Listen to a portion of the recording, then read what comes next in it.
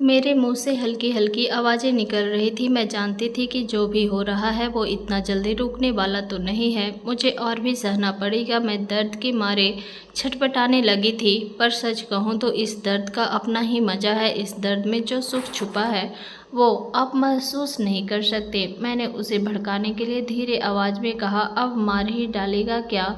मेरी इस आवाज़ ने उसे उस्का दिया और फिर जो हुआ। दोस्तों, मेरा नाम राहुल है। मैं अभी 24 साल का हूँ और मैं प्रयागराज का रहने वाला हूँ। दोस्तों, यह कहानी मेरे और मेरी बीवी की बड़ी बहन प्रियंका दीदी के बीच की है। यह घटना 1-2 साल पहले शुरू हुई, जब परिस्थितियों ने हम तीनों को एक दूसरे के बेहद करीब ला दिया। प्रियंका दीदी का हमारे परिवार में एक खास स्थान है। ससुर जी और सासू जी के अस्वस्थ होने के बाद उन्होंने अपने कंधों पर पूरे घर की जिम्मेदारी ले ली। दीदी ने अपनी शादी तक को टाल दिया ताकि अपनी छोटी बहन और परिवार का पूरा ख्याल रख सके। वह मुझसे 2 साल बड़ी है और मेरी बीवी से 5 साल बड़ी। प्रियंका दीदी का व्यक्तित्व प्रभावशाली है। उनकी हाइट 5 फुट 7 इंच है और वह फिटनेस के प्रति बहुत ज़्यादा सजग है।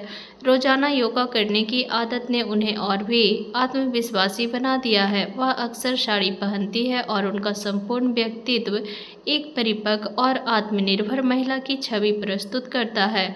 पिछले साल जब मेरी बीवी प्रेग्नेंट हुई तब डॉक्टर ने उसे पूरी तरह से बेड रेस्ट की सलाह दी। शुरुआत में सब समान था, लेकिन जैसे जैसे समय बीतता गया घर के काम संभालना मुश्किल हो गया। मैंने बीवी से कहा कि वह कुछ दिनों के लिए प्रियंका दीदी के पास चली जाए ताकि उनका ध्यान अच्छी तरह से रखा जा सके। लेकिन मेरी बेबी ने यह सुझाव दिया कि प्रियंका दीदी हमारे पास आकर घर और उनकी देखभाल संभाल लेगी। प्रियंका दीदी जब हमारे घर आई तो उन्होंने सब कुछ सहजता से संभाल लिया। वह घर के हर छोटे बड़े काम को पूरे कुशलता से करती और मेरी बीवी के साथ हर समय रहती। रात में वह मेरी बीवी के साथ ही सोती थी और मैं अलग कमरे में। सब कुछ समान ही चल रहा था, लेकिन कुछ दिनों बाद मैंने महसूस किया कि प्रियंका दीदी का पहनावा थोड़ा बदलने लगा था। वह कभी कभी मेरी बीवी के नाइटी पहनने लगी, जिसमें वो उनका सौंदर्य निखर कर बाहर आने को बेताब होने लगा। उनका ये रूप देखकर मैं तो बेकाबू सा होने लगता। हर रात उनको ख्यालों में लेकर मैं खुद को शांत करके सोने लगा। एक दिन जब प्रियंका दीदी को 4 दिनों के लिए अपने घर किसी ज़रूरी काम से जाना पड़ा तो मेरी बीवी मंजू ने मुझसे कहा कि मुझे उससे एक बेहद अहम बात करनी है। वह थोड़ा हिचकिचा रही थी, लेकिन मैंने उससे सहज करते हुए कहा, जो भी बात है बिना झिझक के बताओ।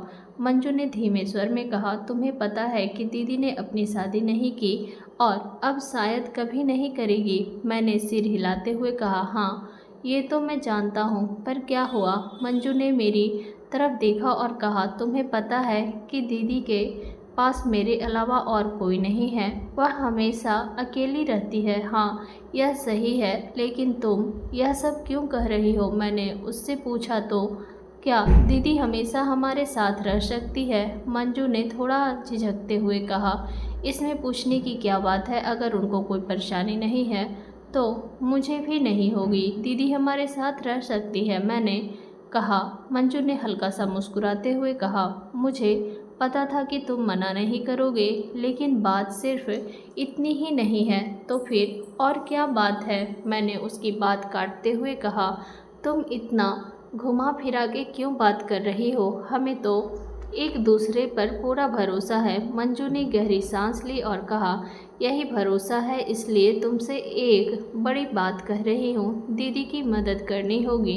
कैसी मदद चाहिए? मैंने सीधे पूछा। मंजू ने थोड़े हिचकिचाहट के साथ कहा, दीदी बहुत अकेली है और हर औरत की कुछ ज़रूरतें होती हैं। मैंने हामी भरी, हाँ, यह सही है, और इसी वजह से मैंने कहा कि वह हमारे साथ रह सकती है, अकेलापन महसूस नहीं करेगी।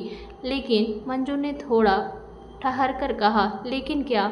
मैंने अब गंभीरता से पूछा। मंजू ने झिझकते हुए कहा, क्या तुम दीदी की हर ज़रूरत पूरी कर सकते हो?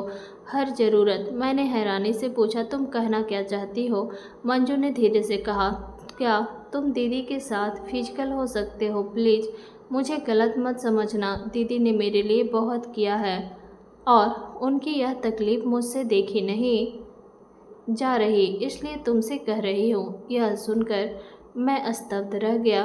क्या क्या तुम पागल हो गई हो? मैं दीदी के साथ ऐसा कैसे कर सकता हूँ? वह तुम्हारी बहन है और मैंने उन्हें कभी गलत नज़रों से नहीं देखा है, और सबसे बड़ी बात, मैं तुम्हें धोखा नहीं दे सकता। मंजू ने मेरी ओर देखा और कहा, प्लीज़ नाराज़ मत हो। मैं जानती हूँ कि तुमने कभी उन्हें गलत नज़र से नहीं देखा और यह धोखा नहीं है। मैं खुद तुमसे यह अनुरोध कर रही हूँ, प्लीज़ मेरी बात मान लो, दीदी की मदद करो। मैंने उनकी ओर गंभीरता से देखा और कहा, नहीं, मैं ऐसा नहीं कर सकता। मंजू ने लगभग रोते हुए कहा, प्लीज़ सिर्फ एक बार, अगर तुम्हें ठीक ना लगे तो मैं फिर कभी नहीं कहूँगी। उसकी इस बात ने मुझे असमंजस में डाल दिया।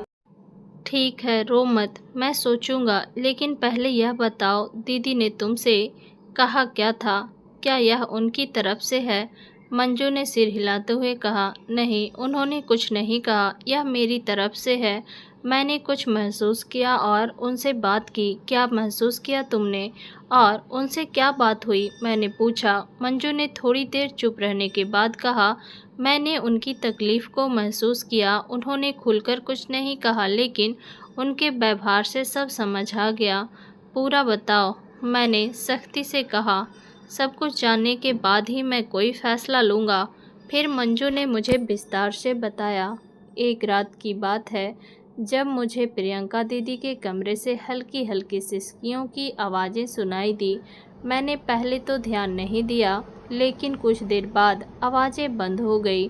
फिर मैंने देखा कि दीदी वॉशरूम में चली गई। फिर उनके बाद मैंने जिज्ञासा से पूछा। काफ़ी देर तक दीदी बाथरूम से बाहर नहीं आई। मैं सोच रही थी कि क्या हुआ है, तभी अंदर से धीमी धीमी रोने की आवाज़ आने लगी। मैं कुछ समझ नहीं पा रही थी। थोड़ी देर बाद दीदी बाहर आई, अपने चेहरे को नैपकिन से पोंछा और फिर चुपचाप सोने चली गई। अगले दिन भी यही हुआ, मंजू ने गहरी सांस लेते हुए बताया, और फिर मैंने उससे और बताने के लिए प्रेरित किया।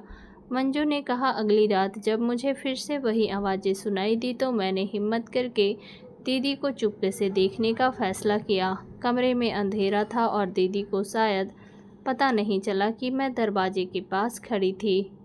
तुमने क्या देखा? मैंने उसकी बात को गंभीरता से सुना।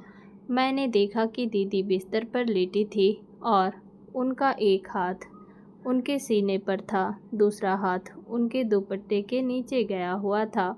उनके चेहरे पर एक अजीब सा भाव था और उनके मुंह से हल्की हल्की आवाज़ें आ रही थी। कुछ देर बाद उन्होंने अपनी आंखें बंद कर ली और गहरी सांसें लेने लगी। फिर वह अचानक उठी और वॉशरूम में चली गई। फिर क्या हुआ? मैंने पूछा।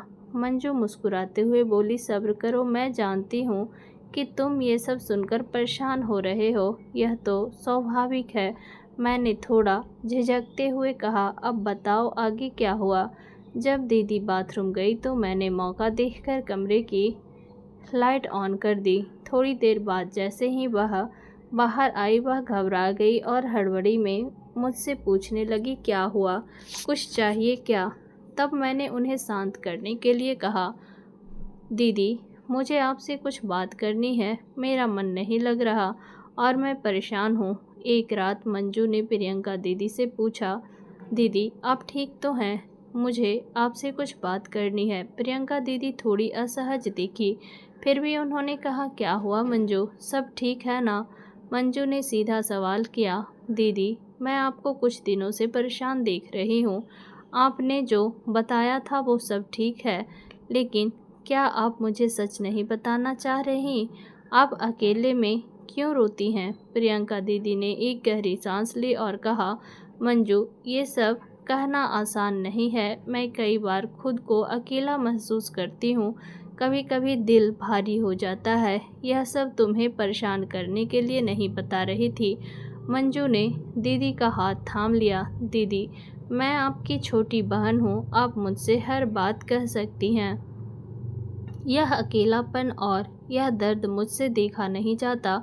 मैं जानती हूँ कि हर इंसान की भावनात्मक और मानसिक ज़रूरतें होती हैं, और हाँ, शारीरिक ज़रूरतें भी। प्रियंका दीदी ने थोड़ा झिझकते हुए कहा, हाँ मंजू, यह सही है, लेकिन क्या करूं, मेरे पास इसका कोई समाधान नहीं है। मैंने तुम्हारी और परिवार की खुशियों के लिए अपना सब कुछ कुर्बान कर दिया, पर यह अकेलापन कभी कभी काटने को दौड़ता है। मंजू ने गंभीरता से कहा, इसका एक समाधान हो सकता है। दीदी ने चौंकते हुए पूछा, क्या? दीदी, मुझे डॉक्टर ने बेड रेस्ट पर रखा है और राहुल से दूर रहने को कहा है। मैं देख रही हूँ कि राहुल भी परेशान रहते हैं और मैं सोच रही थी। मंजू कुछ पल के लिए रुकी। क्या सोच रही थी मंजू? प्रियंका दीदी ने धीरे से पूछा। आप और राहुल एक दूसरे की मदद कर सकते हैं। यह सुनकर प्रियंका दीदी पीछे हट गई। क्या पागल हो गई हो क्या? क्या तुम क्या कह रही हो मंजू? राहुल तुम्हारे पति हैं। मंजू ने उन्हें शांत करते हुए कहा, दीदी मैं पागल नहीं हूँ। मैंने हर बार देखा है कि आपने अपनी ज़रूरतों को नज़रअंदाज करके हमें प्राथमिकता दी। अब मेरी बारी है। मैं आपकी मदद करना चाहती हूँ। यह कोई गलत बात नहीं है। बाहर किसी के साथ ये सब करने से अच्छा है कि यह समाधान करके भीतर हो। लेकिन यह कैसे हो सकता है मंजू? मैं राहुल को तुम्हारे पति की तरह देखती हूँ। यह तो पूरी तरह से गलत होगा। दीदी, यह गलत नहीं है, यह एक समझ है और यह सब मेरी सहमति से हो रहा है। आप बस सोचिए, क्या यह आपके अकेलेपन का हल नहीं हो सकता? आप इस पर विचार करें और यदि आपको लगे कि यह सही नहीं है तो कोई ज़बरदस्ती नहीं होगी।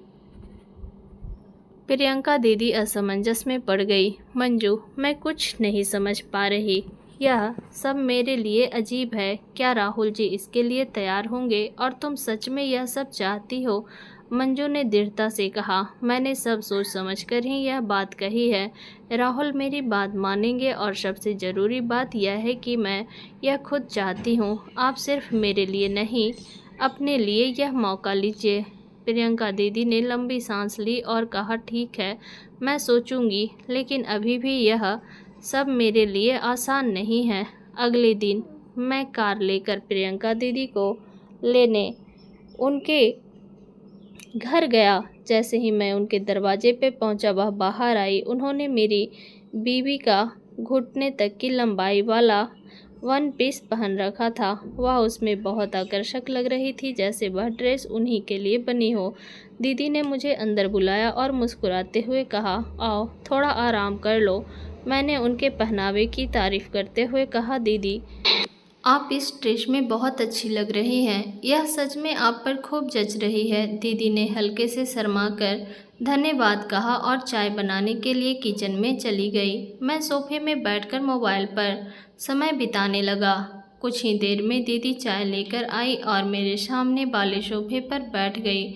हमने पहले इधर उधर की बातें की। मैंने कहा, हम 1 घंटे में निकलते हैं वापस। दीदी ने मुस्कुराते हुए हामी भरी, ठीक है, मैं तैयार हूँ। कुछ देर की चुप्पी के बाद मैंने झिझकते हुए उनसे कहा, प्रियंका दीदी, आपकी बहन से मेरी एक बात हुई थी, क्या आपसे भी उसने इस बारे में बात की? यह सुनते ही दीदी थोड़ी असहज हो गई और कमरे में अचानक शांति पसर गई। वह कुछ कहने की कोशिश कर रही थी, लेकिन उनकी झिझक साफ झलक रही थी। मैंने उन्हें सहज करने की कोशिश करते हुए कहा, दीदी आप मुझसे कुछ भी कह सकती हैं। मैं समझता हूँ कि हर इंसान की अपनी निजी ज़रूरत और भावनाएं होती हैं। इसमें कुछ भी गलत नहीं है। अगर आपकी कोई समस्या है तो मैं आपकी मदद करने के लिए पूरी तरह से तैयार हूँ। बस आपको मुझ पर भरोसा रखना होगा। दीदी ने गहरी सांस ली और धीरे से कहा, मुझे समझ नहीं आ रहा है कि मैं क्या कहूँ। यह सब मेरे लिए थोड़ा असहज है। मैंने कहा, देखिए दीदी, आप ऐसा कुछ भी मत सोचिए जिससे आपको लगे कि आप अपनी बहन को धोखा दे रही हैं। यह सब उन्हीं की सलाह थी। पहले मुझे भी अजीब लगा, लेकिन जब मैंने इस पर गहराई से सोचा तो मुझे लगा कि इसमें कुछ गलत नहीं है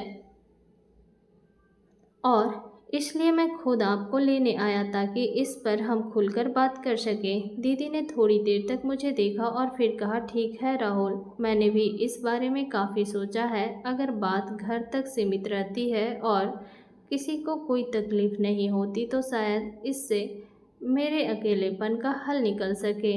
मैंने मुस्कुराते हुए कहा, तो फिर तय रहा।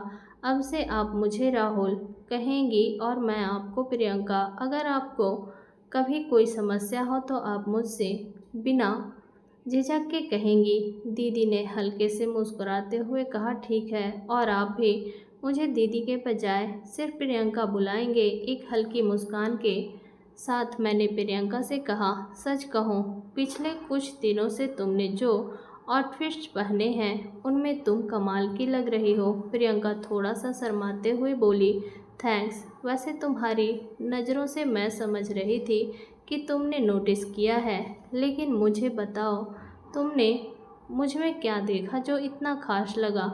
मैंने उसकी ओर देखते हुए कहा, आप तो सिर से लेकर पाँव तक पूरी की पूरी अच्छी हो, लेकिन अब से आपको उन कपड़ों में देखा तो मैं तो आपकी खूबसूरती का दीवाना हो गया। आपको मुझसे क्या अच्छा लगा? प्रियंका हल्की हंसी के साथ बोली, तुम तो बस कुछ भी बोलते हो, पर हाँ, मुझे भी तुम्हारा स्वभाव, तुम्हारी ऊंचाई, शरीर सब कुछ पसंद है। मैं तुम्हारे जैसा ही पति चाहती थी। मैंने उसकी बात पर मुस्कुराते हुए कहा, कोई बात नहीं साली साहिबा, अब तो आप मेरी सच में आधी घरवाली बनने वाली हो। आप चाहो तो पूरी बना लेता हूँ। वैसे तुम्हारे दिल में कोई और ख्याल हो तो बताओ। प्रियंका शर्माते हुए बोली, चुप रहो, मेरे ख्याल तो बहुत से होते हैं, लेकिन मैं कभी खुलकर किसी से बात नहीं कर पाई। मैंने फिर पूछा, वैसे मंजू ने जो देखा था, आप कब से ऐसा कर रही हो और तब कोई कल्पना भी करती हो? प्रियंका शर्माते हुए अपनी नज़रें नीचे करके बोली, पिछले 4-5 साल से कर रही हूँ। मैं बोला, अच्छा, तो चलो ये बताओ आपकी पसंद क्या है, आपको कैसा अच्छा लगता है? प्रियंका बोली, ऐसा बताते समय थोड़ा अजीब लग रहा है।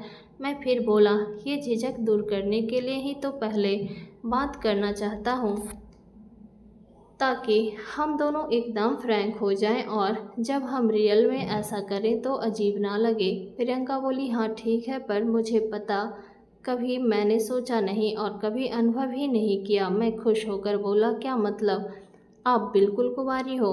प्रियंका शर्माते हुए धीरे से बोली, हाँ, मैं अपनी किस्मत को दाद देता हूँ।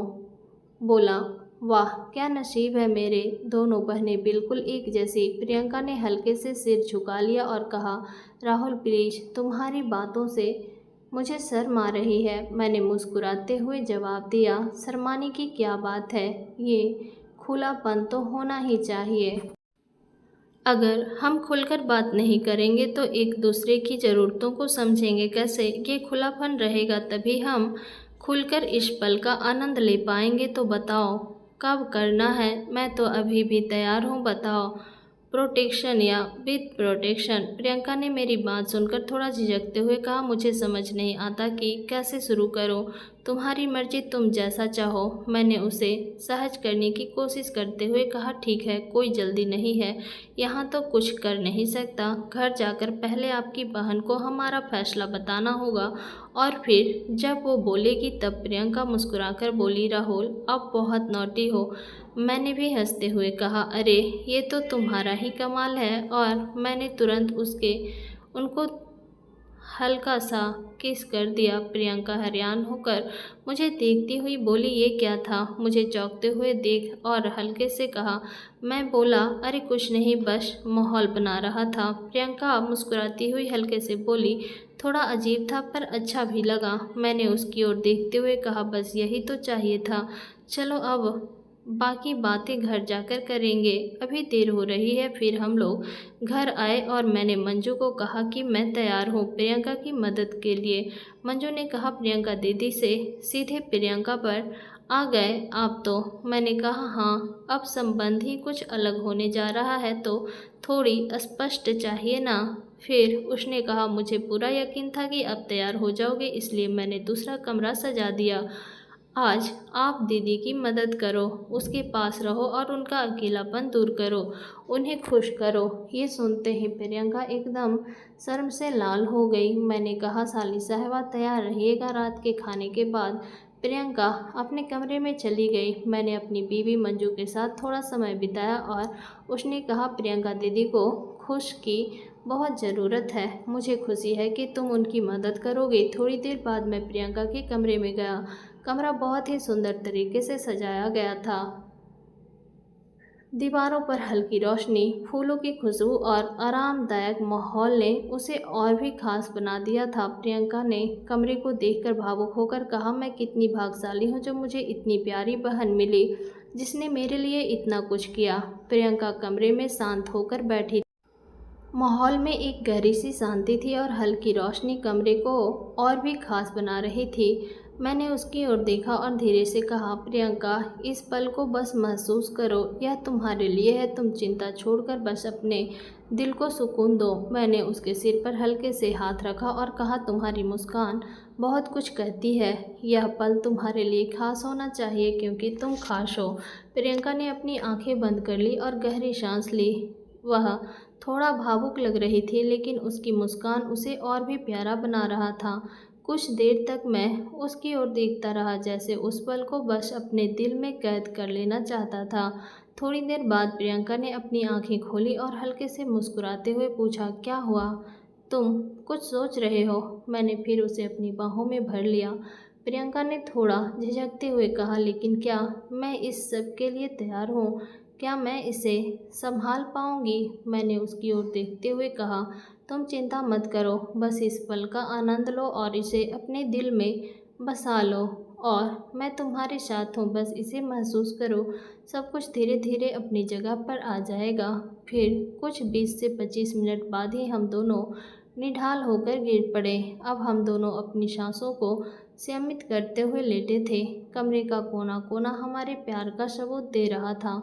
फिर हम उठे और बाथरूम में जाकर फ्रेश हुए और फिर एक दूसरे के बाहों में लेकर लेटे रहे। थोड़ी देर बाद प्रियंका ने गहरी सांस लेते हुए कहा, राहुल मैं मंजू की बहुत आभारी हूँ। तुमने मुझे इतने दिनों के बाद सुकून का एहसास दिलाया। तुमने मेरा अकेलापन दूर किया। तुमने असीम आनंद दिया है। मैं तुम दोनों का एहसान कभी नहीं चुका पाऊंगी। आज से मैं तुम्हारी आधी घरवाली भी हो गई हूँ। फिर मैंने उन्हें हल्का सा किस किया और कहा, प्रियंका मैं हमेशा तुम्हारे साथ हूँ। मैं चाहता हूँ कि हमारा यह रिश्ता हमेशा ऐसा ही रहे।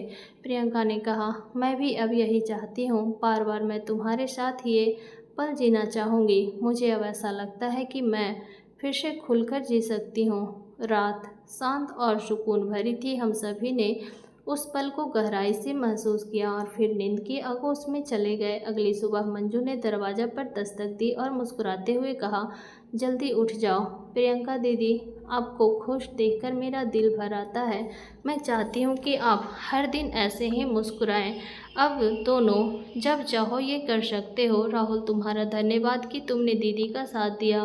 प्रियंका ने मंजू को गले लगाते हुए कहा, तुमने मेरे लिए जो किया है उसे मैं कभी नहीं भूलूंगी। तुमने मेरे जीवन को फिर से संवार दिया। मंजू ने कहा, दीदी हम एक परिवार हैं और परिवार का मतलब ही होता है एक दूसरे का सहारा बनना। बस अब मैं आपको कभी रोने नहीं दूंगी। और फिर मंजू की डिलीवरी तक मैंने कभी प्रियंका को अकेला नहीं छोड़ा। फिर कुछ महीनों के बाद जब मंजू नॉर्मल हो गई तो मैं कभी उसके साथ होता तो कभी प्रियंका के साथ, लेकिन कभी भी हम तीनों एक साथ नहीं।